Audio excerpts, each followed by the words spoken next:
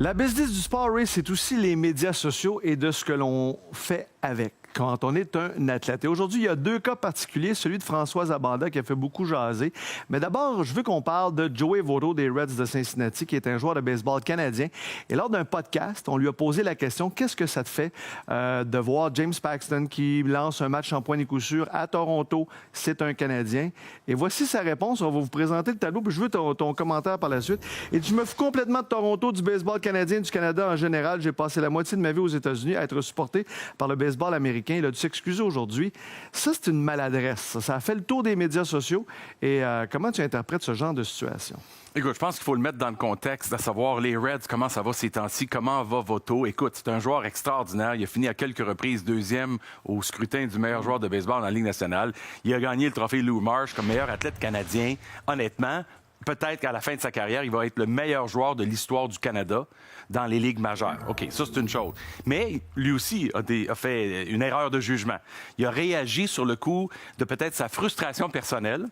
Puis il s'en est pris au fait que c'est une excellente question. C'est un fait anodin que ça a eu lieu au Canada, mais c'est un exploit hors de l'ordinaire pour un Canadien de lancer un match en point de coup sûr.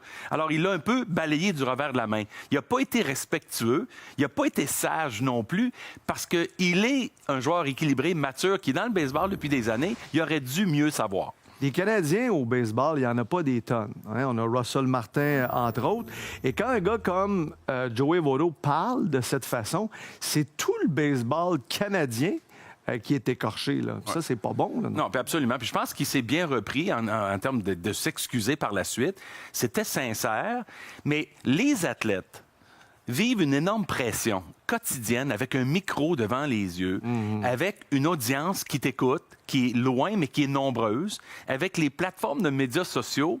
C'est difficile de toujours avoir le meilleur jugement, puis de toujours prendre les bonnes décisions, parce qu'on n'est pas toujours en train de réaliser qu'on a une énorme audience et qu'on peut influencer et affecter une perception et faire du mal aussi à une fédération comme Baseball Canada. Parce que lui, c'est dans le cadre d'une entrevue, une question avec un journaliste, mais c'est sa réponse qui a été reprise et qui a fait des vagues sur les médias sociaux de façon indirecte. Ouais. Dans l'autre cas, celui de Françoise Abanda, aujourd'hui, on vous met dans le contexte, elle a répondu à un tweet qui est envoyé par un amateur sur le fait que Françoise, elle est maintenant la meilleure joueuse canadienne classée mondialement.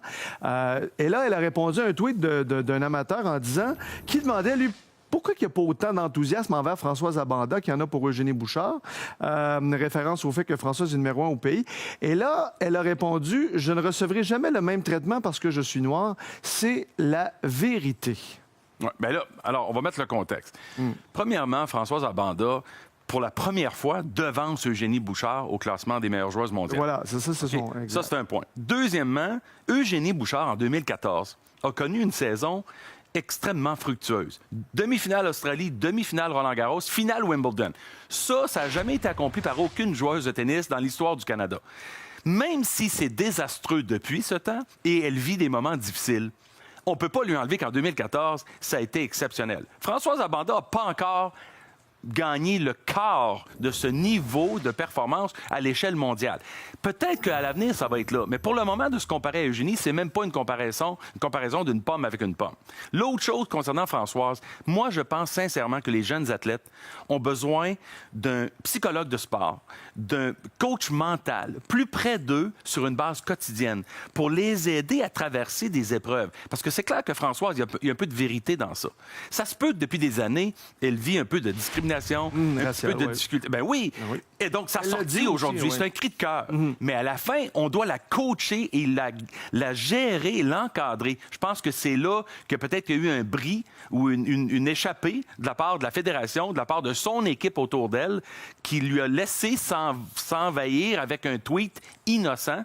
Puis là, c'est parti, ça a causé un feu de forêt. Et ce qu'elle a déploré aussi, puis on l'a présenté un petit peu plus tôt dans ses excuses, c'était qu'il y avait une vidéo à l'époque, le 1er juillet 2017, de Tennis Canada, où figuraient la plupart des joueurs canadiens, mais il n'y avait pas Françoise Abanda. Là, on s'est expliqué aujourd'hui pourquoi Françoise n'y était pas. Il y avait un problème d'horaire, de qualité d'image à l'époque. Bref, c'était rien contre Françoise selon Tennis Canada. mais elle a réagi aussi là-dessus. Ben, il y avait de la frustration qui s'est accumulée. Ça arrive d'avoir un petit peu... d'être échauffé un peu. Je peux te dire que lors de ma gestion avec les Canadiens, j'ai déjà oublié un joueur sur un poster d'équipe en début de saison. J'ai déjà oublié un joueur sur un ensemble de billets pendant une saison. Et c'était ma responsabilité, ma faute. Et il a fallu que j'aille m'excuser. Je comprends que le joueur était irrité et frustré. Il a le droit d'être en colère aussi. Il faut comprendre que ça arrive, des erreurs. Je pense pas que Tennis Canada a fait une erreur par exprès, mais ça se peut que ce soit juste une erreur dans cette situation-là. Bon, les nouvelles, on dit toujours que ça dure 24-48 heures, mais quel effet ça peut avoir sur la suite pour Françoise Abanda, pour son image en tout cas? Ça, c'est la question. Aujourd'hui, encore une fois, elle aurait dû être prise en main et en charge plus rapidement. La tentative au téléphone avec les médias aurait dû être mieux gérée. Elle aurait dû suivre le script et ne pas s'évader et commencer à redevenir personnelle. Parce qu'aujourd'hui, elle a envoyé un message de distance avec des partenaires éventuels commerciaux qui voudraient peut-être être plus patients avant de s'associer à elle. Ça ne veut pas dire que c'est une mauvaise fille puis qu'elle a énormément de talent, bien sûr, mais ça peut être dangereux. Donc là, moi, je pense pas qu'elle a aidé sa cause en termes de son image personnelle, chose qu'elle veut avoir, une notoriété, de la reconnaissance, puis des gens qui vont s'associer à elle à cause de la valeur de sa marque. Et aussi avec Tennis Canada, qui l'a sous son aile depuis plusieurs années. Absolument. Et qui l'encadre à 100 %. C'est pas très bon aussi pour ses relations avec Tennis Canada. Non, puis avec Eugénie, puis avec l'ensemble du groupe dans la Fed Cup et ainsi de suite. Il y a beaucoup de travail de réparation qu'elle devra faire, mais là, il va falloir qu'on la prenne en main, qu'on la coach. Merci beaucoup, Ray. On va faire une courte pause. Tu vas venir avec nous dans les fauteuils parce qu'on va parler de Jeremy Jacobs qui croit que le marché de Québec est trop petit pour avoir une équipe de la Ligue nationale de hockey.